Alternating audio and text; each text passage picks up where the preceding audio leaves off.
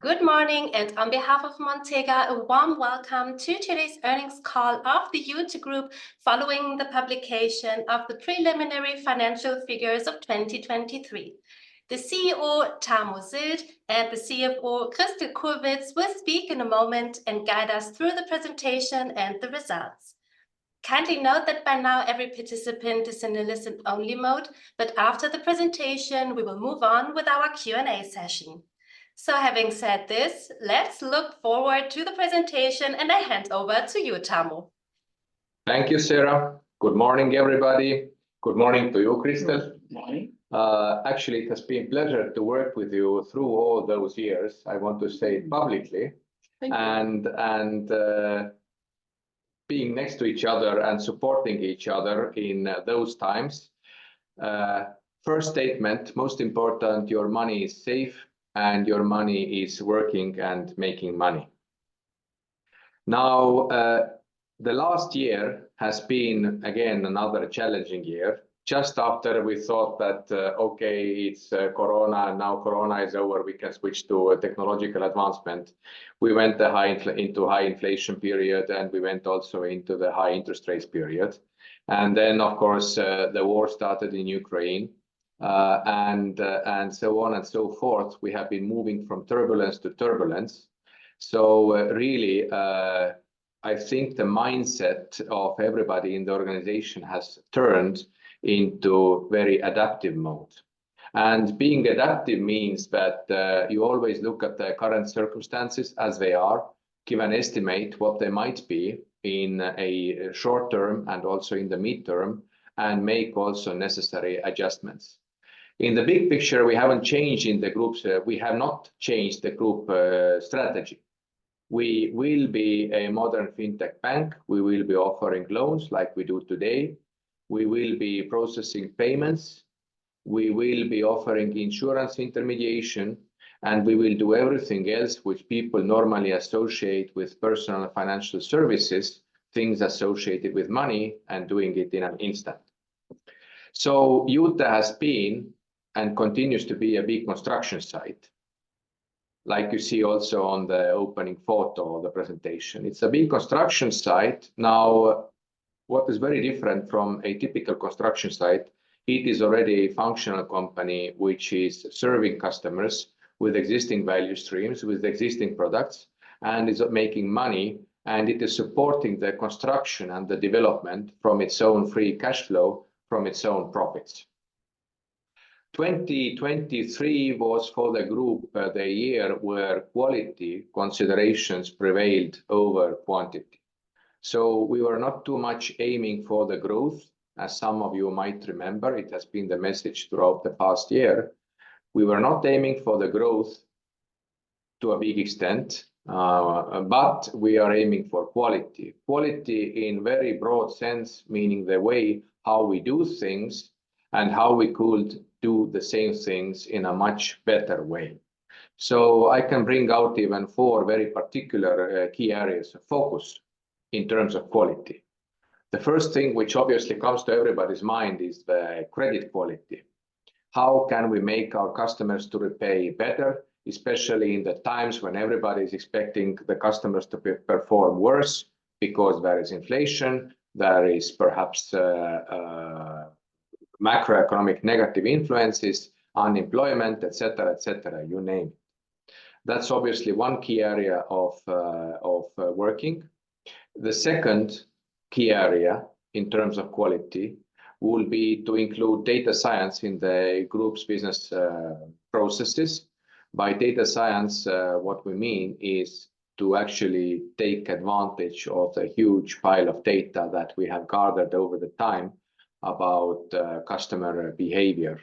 And now we really speak in abstract, how to put the abstract data into the service of making more directed offers, more forward-looking actions towards customers, more accurate probability of default models, more personalized pricing of the loans, more personalized loan amounts, etc. How to put this into production, and we made some progress there, actually, to our great satisfaction, so that we are going to invest even more into data science, practical implementation into the business processes. So area number 3 is obviously the bank. We acquired the bank almost 2 years ago. Actually, in February 2 years ago, we already had the first batch of shares in our balance sheet. Since then, we have made progress, but the progress has not been as fast as we initially wanted. During the last year, what did we achieve? Obviously, the bank started the first efforts to digitalize. The bank started first efforts to reorganize the organization, to create the functionality of customer experience and functionality of sales, which was essentially missing inside the bank. The bank's management team has been completely overhauled. The bank has, as of now, a new CEO. The bank continued making profits despite of all this. And the bank, I am also glad to announce, has, as of now, made the first dividend payment to Iute Group. There is still a lot of work ahead in digitalizing the bank, but we are glad to see the progress of the works, and we expect many breakthroughs during this year. Eventually, the measurement point is if any of our investors could become customers of Enerbank or Iute Bank, and if any of our investors could start making payments using the smartphone app. And then the last area where I refer to the quality is adding new services. And we launched in 2023 Iute Pay in Albania, which is fully group's own creation. We did not acquire anything, but we established a company and set up the technological value stream to process payments, including QR payments. That's a major step for the group.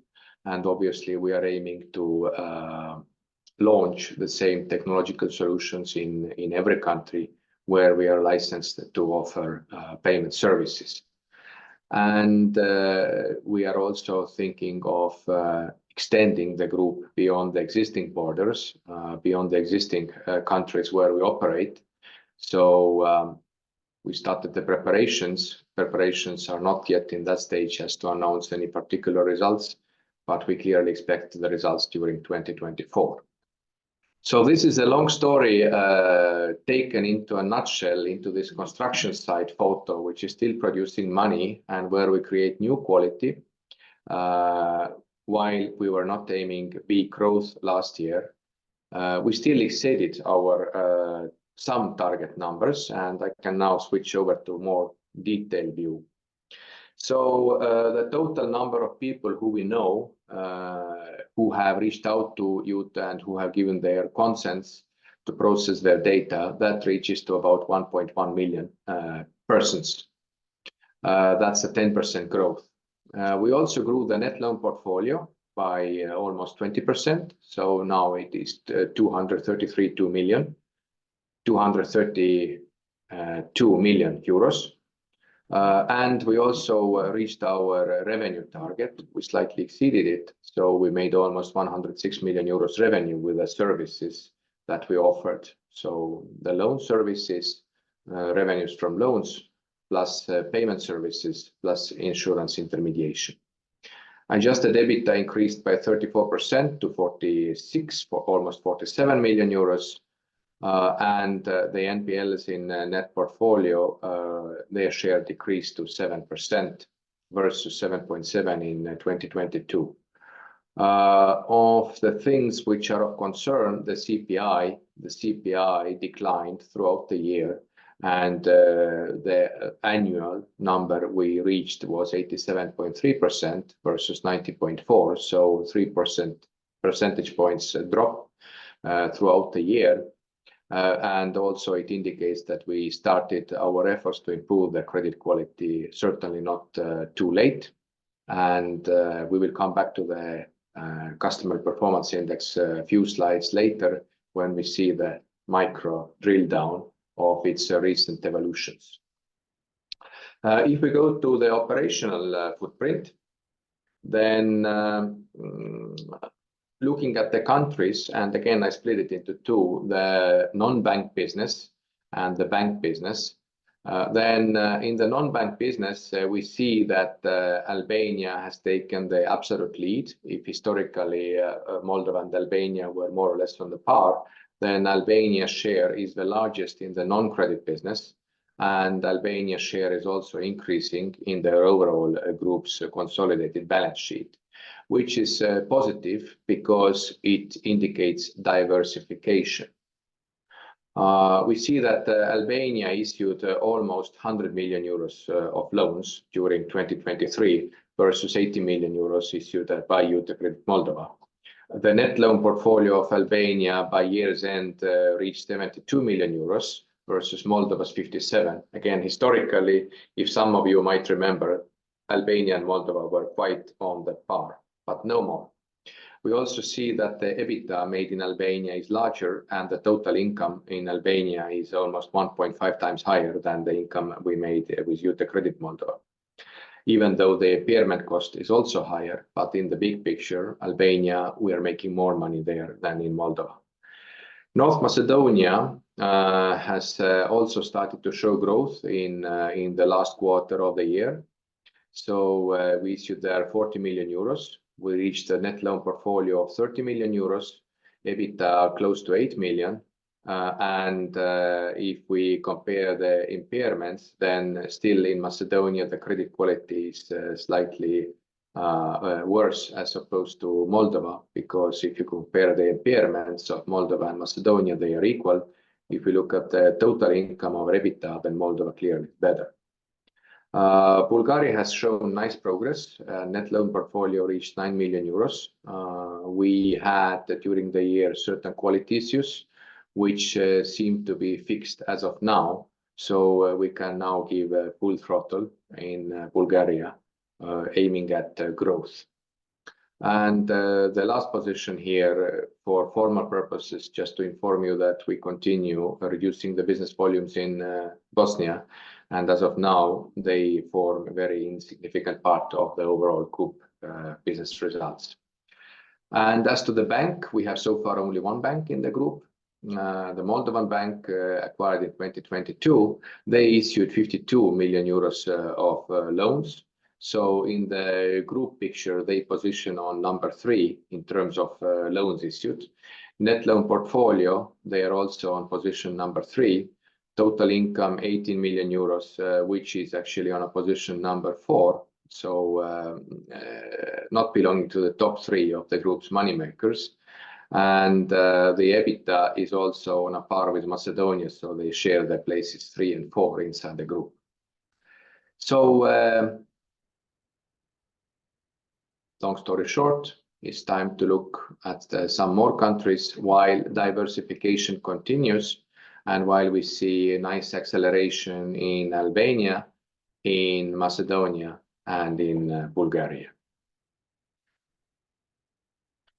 In the operating highlights, as I already said, we increased the revenue and we met the revenue target. We also met the overall balance sheet footprint target. So we grew to 377 million euros and exceeded what we initially planned. I think initially our target number was 364 something million euros. The total revenue as of now shows a flattening sign, meaning that with the existing balance sheet, approximately 27 million euros is what we can achieve with the existing balance sheet, with the existing product structure, and possibly still huge reserves in activating the customers. Because if we look at the total number of customers who Iute knows, 1.1 million, and the number of customers who actually perform with us, who have open positions and serve the loans or use wallet services or use insurance intermediation, the difference is approximately 4 times. We talk about 250,000 people versus 1.1 million in total. So there is huge potential in terms of activating all the people who we know and offering them what they need. That's also a huge challenge for us. So that's what we are looking forward to resolve in the coming years. The dynamics of the loans issued throughout the quarters shows also relatively stable volumes, slight increase during the second half of 23. So if initially the quarterly volumes were about 70 million, then during the second half we were nearing 80 million, but it looks relatively flat.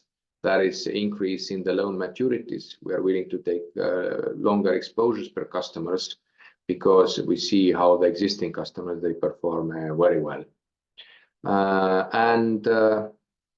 That is essentially what I would like to point out in the operating highlights. If we now move over to loan repayment behavior, as I promised to you, we see that historically we have been, as the group, also in the area of about 86% CPI in 2018. Then we were nearing 90% first time in 2019, went down again during COVID 2020, good improvement 2021, big improvement in 2022, where we break even the 90% benchmark. And then during 2023, we have seen again a trend downwards. But if we drill this trend downwards into the pieces, we see that actually there has been stabilization during the fourth quarter. And we actually, just to say it very clearly to everybody, we still are aiming to achieve a 90% repayment discipline, meaning that of all the expected repayments, at least 90% are repaid on time or with maximum 30 days delay. Our gold standard is 90%. 86 is not something that we like, even though even with 86 we are capable of returning profit to the shareholders and interest payments to the investors. So we continue our fight for 90% CPI, and of all the key quality areas which I mentioned to you, first being the loan repayments, second being integrating data science into the business, third being digitalizing and turning around Enerbank, and fourth being launching additional value streams, Iute Pay. I would say that we have been, I would give a score of about 8 to 9 out of 10 to data science and Iute Pay. And with credit quality improvement, we have not quite succeeded, so possibly 5 to 6 out of 10. And with Enerbank turnaround, 4 to 5 out of 10. But as I said, we see very positive signs of having new management team, having daily changes in the bank modus operandi, and also the bank being profitable, and the bank having made first dividend payment to the group. So that's the last slide from me. What happens to the loans which default? As you know, the non-credit business applies very conservative standard to the definition of default. We don't like evergreening. We don't like saying that the loan is performing even if we miss the repayment for the customer more than 50 days. So if the day 51 comes and the agreement repayment has not been made, it's late for 51 days, we declare the loan into default. And this particular graph shows how much money, and I talk about cash, the real collection, how much money we have been able to collect from the as percentage of the principal of the defaulted loans. How much we have been able to collect within first 180 days from the date of default. And you see it on the right side of the slide. It looks like a zigzag, which is still evolving, zigzagging in a corridor. There was one jump sometime in May 23 up. Otherwise, we have been constantly dancing around 33 percentage points. So Q4 2023 DPI 180 defaulted performance index with 180 days tolerance improved to 34.5%. So we expected the collection results to become worse during 2023. We haven't seen this realizing, and this obviously is good for the business. Okay, I think I feel that I have spoken long enough. Would you like to take over? Not at the moment. Oh, you still want me to talk about vintage performance? Yes, please. Well, vintage performance remains the same, reflecting just the change that we have started to give longer loans. If you remember, we gave loans in 22 months weighted average maturity, so we expect the peak repayment moment to come after 22 months. Now we expect the peak to come after approximately 25 months. Plus, of course, the loans which have been defaulted, the collection continues throughout the years after the moment of default. But essentially, you see that the graph looks more or less the same. We are reaching the full recovery of the initial principal amount by about 10-11 months. And we are still aiming the peak vintage of more than 130%, meaning that every €1,000,000 we pay out to customers, we eventually expect to get back approximately 1.3 million euros. That's what the graph shows. There are some sample vintage groups on the graph, the latest being November 23. And you see the November 23, which is like light blue, and it is right in the middle of the different other vintage groups, and it is showing the same upward trend in terms of loan repayments.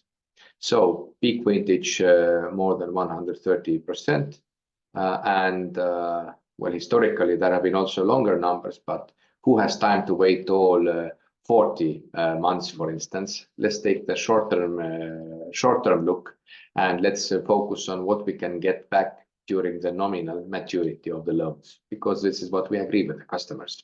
If we gave money for 25 months, then we also measure the money as a matter of 25 months. Well, now I really think that I have spoken enough. You ready? Yes, I am ready. Yes, good morning from my side as well. And let me briefly cover financial highlights as well. Most of them already introduced by Tarmo, but let's go slide by slide. Yes, we had adjusted EBITDA in amount of 46.7 million euros. On a yearly basis, increased by 34%. And main reasons are higher level of total revenues, especially from Iute non-bank loan portfolio, plus of course wallet revenues and insurance revenues. At the same time, revenue level at Enerbank side remained basically flat and the same level. And during 23, adjusted EBITDA impacted by forex gain as well. The total revenue increased by 20% from the level of 88 million euros to 106 million euros. Our net loan portfolio increased on a yearly basis by 20%, and we ended up with a level of 232 million euros. At the same time, loan payout increased by 11%, and in total payout at the level of 291 million euros. And to be repeated that during the last quarter 2023, the loan maturity already 25 months. We have to admit that unfortunately, yes, also operating expenses increased on a yearly basis by 17%. Just to clarify that the Iute non-bank operational cost increased by 30% on a yearly basis, and at the same time, Enerbank expenses by 33%. That is definitely something to be improved, as we have said out loud, and we are still aiming to have cost-to-income ratio at the level of 40%. Adjusted net profit or comparable profit without the one-time gain from acquisition of Enerbank increased by 45% from 7 million euros to 10 million euros. And the reason already explained by Tarmo and by me as well. So once again, total income at the level of 106 million euros, adjusted EBITDA at the level of 46 million euros, and as already explained, the main reason definitely revenue increase by 20%. Also higher level of wallet and insurance revenue, especially from Iute non-bank side. Cost to income ratio on consolidated basis 44.7%, and that is something we are not satisfied. Adjusted cost to income ratio 38%, but as I said, Iute non-bank cost to income ratio was impacted during the last quarter 2023 regarding one-time solidarity tax in Macedonia in amount of 1.4 million euros. Krista, what you're trying to very politely say is that as the non-bank business was improving with a cost to income ratio and was actually reaching the group's target of 40% of breaking, but we got one nasty unexpected bill from Macedonian government or parliament. I even don't know. Anyway, it went to the government. We think that the money went to the government. And at the same time, we are not happy with the cost to income ratio at Enerbank, which must definitely improve. It has started to improve, but it must improve more and more. And as I said, the group target is 40% from the revenue can be spent as OPEX. Yes, absolutely. So net profit margin went up from 8% to 10%, and we are still aiming to have and to see net profit margin at the level of 15%. But everything is related previous topic as well. Capitalization ratio slight decrease due to the fact that during 2023 we also paid dividends in amount of 4 million euros. Interest coverage ratio remained to the same level, 1.7. Moving further. So consolidated basis, as you see, net NPL or ratio from net loan portfolio, which belongs to defaulted loans, 7%. Iute non-bank sector at net NPL was at the level of 9.3%, and at Enerbank 0.6%. Consolidated gross NPL at the level of 11.9%. During the 12 months 2023, we recognized provisions in amount of 22.2 million euros, which means that yearly basis increased by 15%.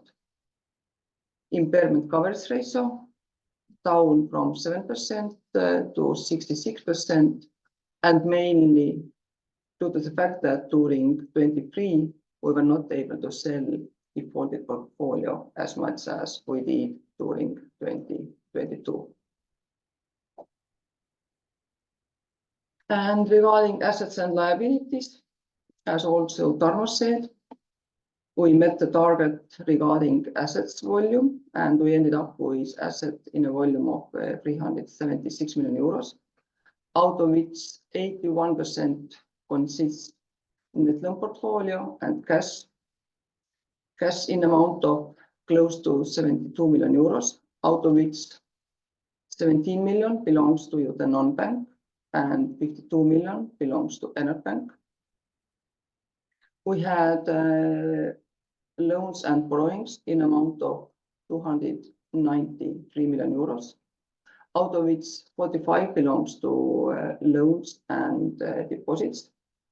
Close to 39% belongs to bonds and 16% belongs to P2P platforms. During the 12 months, liabilities increased by 16%, but at the same time, net loan portfolio increased by 20%. So to sum it up, 23, I would say that yes, we had a challenging year, but we succeeded with refinance exercise. We had a successful bondholders meeting, so thank you for investors. We managed to get some kind of breakthrough in Enerbank side. As Tarmo said, yes, in the middle of January, we received the first dividend payment from Enerbank. We met almost all our targets, and I believe that gives us quite a good basis to fulfill all the targets we have set for 24. And last but not least, I would like to also say out loud that yes, we have published unaudited figures, but to be honest, during today, we will finalize audit process. We will receive audit opinion from KPMG Estonia. So basically, we are already published audited figures. So thank you all the parties who were involved, especially to all finance team, because it has been an amazing job. So thank you to all of the counterparties. I hear some cheering on the other side, and I am also a bit afraid now because you never make a statement unless the auditors have made a statement. But it seems that we are done with the annual audit process. Good. Do we finish now? Do we have anything else to add? Maybe some words about 2024. So looking to the future, what are we looking at? During this year and the coming years, we still look at the growth, and I think we are pushing the accelerator pedal carefully, but a little more than we have been doing in 2023. So we certainly expect the balance sheet to go way past 400 million euros and the revenues way past 120 million euros. We certainly need to engage more customers and start seeing the customer, the active customer who use our services actively, who pay us for the services. We need to see increase of the customer pool. And obviously, we also want to make a larger amount of net profit of 50 million euros. So in the ballpark number that we are looking at this year is 20% growth in most of the areas. For the ones who ask why so much, because you know what else is going on. Well, we are still building the future and we are a developing company. We are not here to maintain, we want to grow. And for the ones who ask why not 40%, like you did before Corona and before everything else, well, the answer is that 40 is not out of the map, but still, we have to do it profitably, and we are not jumping madly at any opportunity unless we see clear money behind it. So the ballpark number for growth remains 20%. Right, I think we can now give the floor back. Maybe we have some questions coming. So Sarah, I hand it back to you. Thank you very much, Tarmo and Crystal, for your detailed presentation. Yes, and as already said, we will move on with our Q&A session. So for a dynamic conversation, we kindly ask you to ask your questions in person via audio line. To do so, please click on the virtual raise your hand button, or if you've dialed in by phone, you can use the key combination star key 9 followed by star key 6. And if you're not able to speak freely today, you can also place your questions in our chat box. And this is what Silver has already done. So his questions belong to the outlook of 2024. So maybe we should get a little bit more in the detail. So his question is, what are your plans in 2024 with Eng Bank, as it still remains over-capitally sized bank with lots of liquidity and mediocre loan growth? So that's the first part of the question. And the second, what Eng Bank's CI target and when and how do you plan to reach it? Let me first take the first question, and then could you please repeat the second one? while I answer the first one. So Enerbank and what are the plans for this year? Obviously, a bank is a regulated entity, and my freedom to comment everything on the Enerbank is limited, as I am only the chairman of the supervisory board, and we are only major shareholders of the bank. And the bank has active management who can give more detailed comments to the extent they are allowed by the law. But the bank must digitalize itself. And that means that the bank's technology base has to be thoroughly revised and renewed. And I think that is the major challenge for year 2024, how the bank can substitute existing systems with something new, which enables true online banking, true online lending, true online metrics, true digitalized reporting, true digital onboarding, etc., etc. So technology change is the key. The change of the quality, how the bank operates, has not been completed. Without changing the quality, we cannot expect much progress in terms of the volumes, service volumes, customer numbers, revenue, net profit, anything else. So that's number one. That is also number two, and that is also number three for the Enerbank priorities. Now, can you please repeat the second question? Yeah, for sure. So what's Enerbank's CI target, so the return on invest, and when and how do you plan to reach it? In terms of productivity of the assets, productivity of the equity, and overall revenue, absolute revenue per customer, revenue per employee, the bank is below what we want to achieve. The bank has set a strategy, a very clear step-by-step strategy up until year 2026. So there are particular metrical numbers to be achieved during 2024, 2025, 2026. What I can tell you is that eventually, by end of 26, we expect the bank to reach return on equity of 20% per year. And we also expect the bank to reach 20% revenue of its balance sheet. These are ambitious targets. Obviously, we expect the bank to remain profitable throughout the years. Now, as to very detailed metrics we have set for 2024, 2025, and 2026, I think we are not going to provide them to the public. But I can assure you there are internal metrics. I told you about the end target that we want to reach by end of 2026. We want to remain profitable throughout the years. And obviously, all the internal metrics are pointing upwards. So the question is, what do we achieve during Q1, Q2, Q3? There has to be upward trend. There has to be improvement.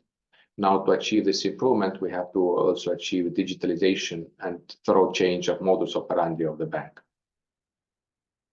All right, Tamu, thank you for answering. So we have now Christina in the queue. So Christina, please unmute yourself and ask your questions to us.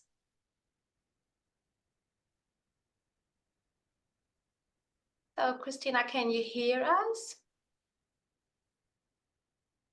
Or maybe we have some technical issues. So we will move on with another question from the Hi, hello. Oh, Christina, hi. Yes, I'm here. Sorry, I was muted. No, it's okay. So please go ahead with your question. Yes, I missed part of the presentation, so maybe you have already shared this information. My question is, what are the assets 22, 23 without Enerbank consolidation? Well, maybe, Kristel, you can do very quick calculation on papers. If I tell you by heart, then Enerbank's assets are approximately 150 million euros. 160. 160 million euros. So if we deduct 160 from 376, then you get the answer. Great, thank you. In both years, right? The asset balance is changing also Enerbank. Once a year, yeah. But the ballpark is the same. Thank you. Thank you, Christina, for your question. So we have a further question from Silva in our chat box. So he wants to know, will there be a solidarity tax in Macedonia in 2024 as well? Can't help no. Well, I think Monty Python had a song where the refrain was always look at the bright side of life. Actually, it was some other guy who sang it, but that would be my answer. I don't know. I would expect that there is also reaction from the investor community to the particular step, and maybe the government takes into account the feedback from the business community. Clearly, these kind of steps don't add to the overall sense of stability and predictability if some companies are handpicked and be subjected to additional tax. So, but the answer is I do not know. All right, thank you so much, Tamu. So we have now another question on a virtual hand. So please tell us your name so that we know who you are and ask your question. It's Frank Oliver here from Berlin. Good morning, Crystal and Tamu. Hope I can be heard. I read your Tamu. I read your comments on the first few pages of your publication with interest. It sounds like it was a mixed bag of a year, and I appreciate that you have been spelling out the issues that are ahead of you and don't try to describe things in a more optimistic way than they necessarily give themselves up. Can I just ask one particular question that has always been driving me around? What has been this dividend now from the bank to the holdco? What's the amount? How much can we expect? Will this be regularly? When was the payment date, etc., etc.? Can you highlight or talk a little bit about that particular cash flow element? Because as bondholders, we of course sit on the holdco level and we like to see cash in from the bank.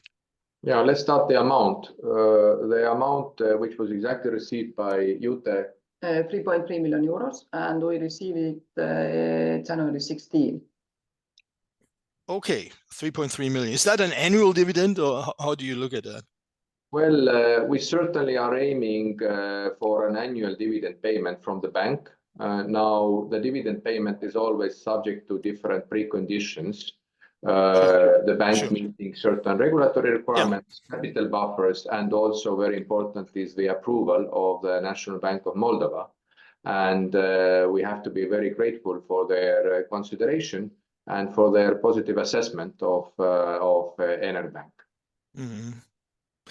The other thing that jumped into my attention was the significant FX gain which you have booked in the financial statements, 4.767 million. Now, if I understand it right, Crystal, that's a non-cash item where you effectively revalue your Albanian lei and Moldavian currency positions. Is that right? Yes, that's correct. And the main impact during 23 came from Albania. Yes. It came from Albania. Yes. And now, in the past, and sorry, I'm really not an accountant, but in that instance, let me just ask you, you could also, do you have a choice to book it through the P&L or to run it through your equity account? Is there other comprehensive income line or something like that, or does it have to go through the P&L? It has to go through income statement, yes. And why is that? Can you explain that to me? According to the international accounting rules, which are set. So okay, yes. Okay. And what exactly do you revalue there? Your equity stake, or are these intercompany loans from Holdco into Albania? Intercompany loans, loan book, basically all the assets and liabilities. Mm-hmm. Every single end of month, we are evaluating all the assets and liabilities. Now on the total net profit for the reporting period, that's close to half of it, right? Because that has to be untaxed, that 4.7 million. Is that right? That's a non-tax item because you just write it up and down, or there's no tax on that 4.7? No, there is no tax. Yes. So we could say that's about half of the net profit for the period, right? Approximately 47%. Yes. Which brings me to the question: if half of it is FX and the other half is effectively true operating income, the true operating income line was impacted in 2023 more than I expected it to be. Now, the other question I had is your dividend policy. I have seen that you have booked an 8 million dividend outflow on the equity account in your equity table. So what exactly has been the dividend payment in 2023, assuming that has been paid for 2022? And what will be the payment in 2024 for the 2023 result? I can share information about the target with the shareholders have set. The shareholders have set a target of 40 cents per share, and the group has slightly more than 10 million shares. And the target was achieved in year 2023, and the target, we are aiming the same target for year 2024. As to whether the dividend is paid for a particular past period, from which segment of the accrued profit, I am not able to answer. That's for me is accounting question. But from shareholders' viewpoint, the target is 40 cents per share, subject, of course, to meeting the bond covenants. Sure. And why was the booking for 2023, the fiscal year, why was that 8 million dividend outflow? Because basically there is a decision by shareholders that during 2024 they would like to receive dividend payment in amount of 4 million euros, and now it is liabilities booked as a liability against the shareholders. That's why.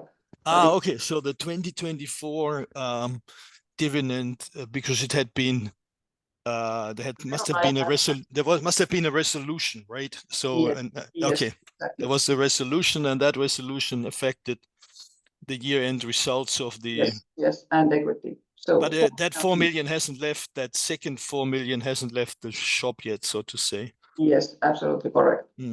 Okay.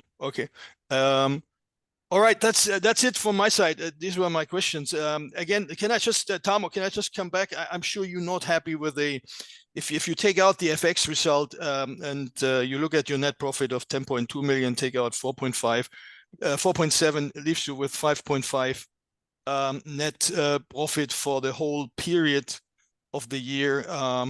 That cannot be your ambition. What do we possibly see here on the net profit line for 2024? As I said, we are aiming 15 million. Okay. If you want more, let's say, emotional color to the numbers, then I'm not going to share it. But if we go into very analytical mode, then again, where the focus has to be, it's in the quality, in the modus operandi. First coming into game is OPEX to revenue ratio. Yep. Because there are places where we spend too much to earn too little. That's one. Number two, obviously, is that in the overall trend on the lending markets, we are seeing that the interest rates being charged from the end customers for the consumer financing, they are going down. They are going down for regulatory reasons, where we look at let's say, the allowed tolerances in 30s and 40s, 30-40% APR, and also competition. So they are going down, and that means either the volumes go up or some other means are to be found to make the return on investment. In our case, the answer is twofold. So obviously we need to increase the volumes. That's why I say about 20% per year. And also we need to increase the internal efficiencies. And that's what I say about 40% OPEX to revenue. And the group management certainly is very consistent in following those numbers and influencing anybody who is not able to reach this number. Thank you very much for that that statement, and best of luck for 2024. We're already 8 weeks in it. You already collected that dividend. That is a very, very interesting, and congratulations that you achieved that, because I remember very well that was one of the first questions about 2 years ago when you bought the bank, how are you going to upstream profits, and you reached that milestone. Congratulations.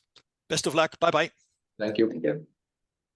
Thank you, Frank, for this dynamic conversation and all your questions. So if there's still open topics you would like to discuss, so just raise up your virtual hand or place your questions in our chat box. So this is what Mehis had done. So the question is, large share of group assets and revenues are in and come from Moldova.